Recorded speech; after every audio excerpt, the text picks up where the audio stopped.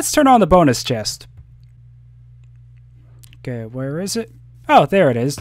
What?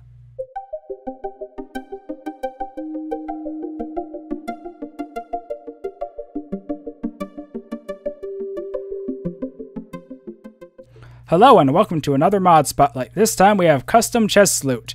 Now this mod lets you modify the contents of your chests throughout Minecraft. It's currently for 1.6.4 and it's made by Father Toast, who has a bunch of other really cool mods you should totally go check out in the link in the description. By default, this mod changes nothing about Minecraft. All the chests will spawn and have the exact same loot. But to change it, you have to go in your config file and modify them.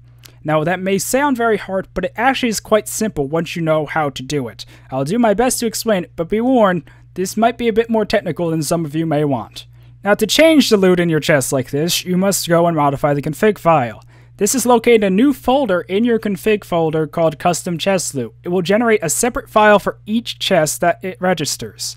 At the moment, it registers 10 vanilla chests, which are the bonus chest, this one here, the dungeon chest, the one found in mob spawners, the mineshaft corridor, which is the chest you find the minecarts in mineshafts, the pyramid deserty chest, which is the desert temple chest you find by the TNT, the pyramid jungle chest, which is the chest you find in the jungle temples, the pyramid jungle dispenser, which is what's in the dispensers in those jungle temples, stronghold corridor, stronghold crossing, and stronghold library, which are chests found in different areas of the stronghold, and village blacksmith, which is the chest you find in villages. Now there is an 11th vanilla chest, which is the Nether Fortress chest. Forge currently doesn't have this recognized, so this mod can't modify it. But once Forge does add that in, this mod should be able to modify it right away.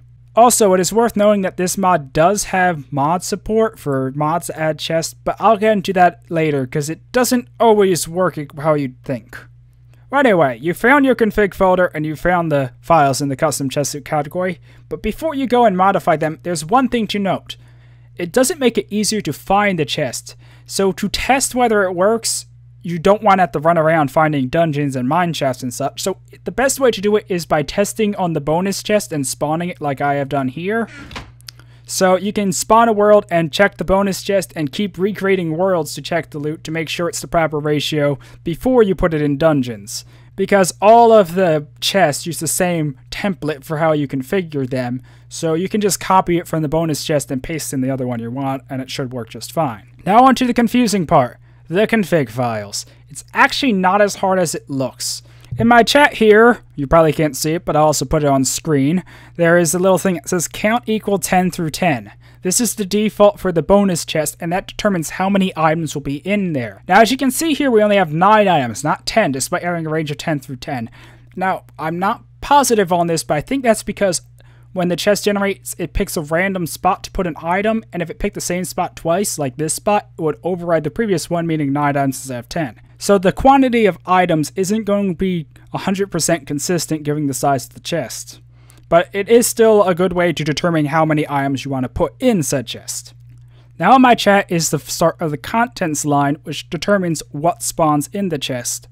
Now that may look rather confusing, but it's actually not as bad as it looks. To start, you have 280. That's the item's ID number for the item you want. Then the next field you have is 0. I think this is the metadata value, if I got it correct, which determines how damaged the item is. Either that or it's the sub number of the item. I'm not positive, but either way, you don't have to include that field. And actually, for the chest I did for the bonus chest, I removed all of it because when I added that 0 there, it was crashing the game. So unless you want to modify it, I just would ignore that. So, yeah, there we go. So you only need that. Now this 1 through 3 determines the stack size. It will contain between 1 and 3 items in a stack. And lastly, this 10 here is the weight. Now I'll get into weights in a minute because they're a bit tricky. Now if you want to add another item, you would simply start typing that sequence right here again.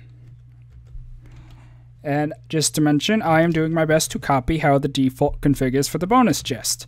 So you just add items right against each other like that. And also, if you're not sure what the item number is for an item, you can just search the item number like this. So 280 reveals, that's a stick, number 280. Now a trick is if you hit F3 and H, It hides the durability of items, and F3 plus H again, and it will show the tooltips of the durability. Alternatively, you can use something like the Minecraft Wiki to tell you the IDs to help you with this process. So now you know about the item IDs here, and you know how to configure the stack size. But what is this about weights exactly? Well, this is a bit confusing, but it's pretty much the rarity of the item, but it doesn't necessarily relate how you might think. Pretty much, the weight determines the percent of an item equal to the total weight of all items. For example, if you have 10 items, and each of them has a weight of 10, the total weight would be 100, meaning each item has a 10 in 100 chance of spawning in the chest, or 10% chance. So as you see, weights aren't that confusing, but they still can be kind of hard to get the exact quantities you want at each percent value. So in the future, I would like to work with Father Toast to come out with more of templates. So hopefully you'd be able to have a good range of options to choose from without tinkering the total values yourself. For example, if you had 9 items at 100 weight, 9 items at 10 weight, and 10 items at 1 weight, it would total to be 1,000. That would mean 9 of them would be 1 in 10, 9 of them would be 1 in 100, and 10 of them would be 1 in 1,000. So you see how templates like this would let you more easily get the range you want to put the right rarities of items.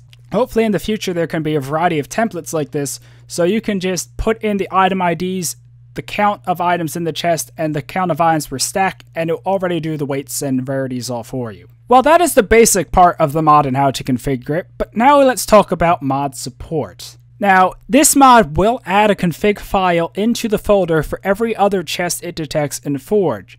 The easiest example of this is Father Toast's Deadly World mod. It will add a whole bunch of config files for all the chests added by Deadly World, and they work the same way as configuring as the vanilla chest. However, there are a lot of mods that add chests that don't add config files. This is because they either don't use Forge or they copy the vanilla chests. It is actually quite common for mods to copy the vanilla chest, usually the dungeon chest, for their chest loot rather than make a new chest. This is because a lot of mods also will add items directly to the vanilla chest. For example, Portal Gun has an option of what chest you want to add it to, and you won't see the item appear in custom chest loot because the mod adds it directly without modifying vanilla's base drops. Now, if you wanted more control, you could turn off the drop in the portal config and add the item in yourself through custom chest loot. That way it would be less random and you can better control the rarity and scale with the other items you configured. However, most mods don't tell you what chest they're using or if they're even copying a vanilla chest, but I know a trick to help you figure this out. Pretty much, what you would do is you would test in the bonus chest, adding radically different items to a chest. For example, like I did here, this chest is just full of diamond items. So copy that config and put it aside, and now do one for stone, and iron, and wood, and emerald, and lapis, and redstone, and whatever else you want, until you get enough that you can put a config like that in each of the 10 vanilla chests. So then you would put only diamond items in the dungeon chest, let's say, only emerald items in the mineshaft chest, and make each of the different stronghold chests have a different type of item as well. So that way if you find a chest added by a mod, you can tell what one of the vanilla chests it copies, if any, by the items you find.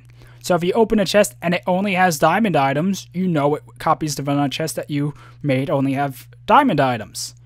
So hopefully this method will let you tell what mod chests copy which vanilla chest and which mods just add completely new chest. Hopefully in the future more mods will be able to support custom chest loot or have configs of their own to modify their chest so you can have better control of what you find in all your chests, because it is very important when you're using mods that you get loot that matters. Now in some mods, this might even be completely useless because diamonds might be rather irrelevant, or it could be extremely overpowered. It really depends what mods you're using, so customizing the chest loot can be a very important tool. Well, that's all I have to say for this mod. It's a very amazing, but a bit tricky mod to learn, but it's invaluable when you're designing sets of mods and mod packs and you want to make sure that you get just the right amount of loot.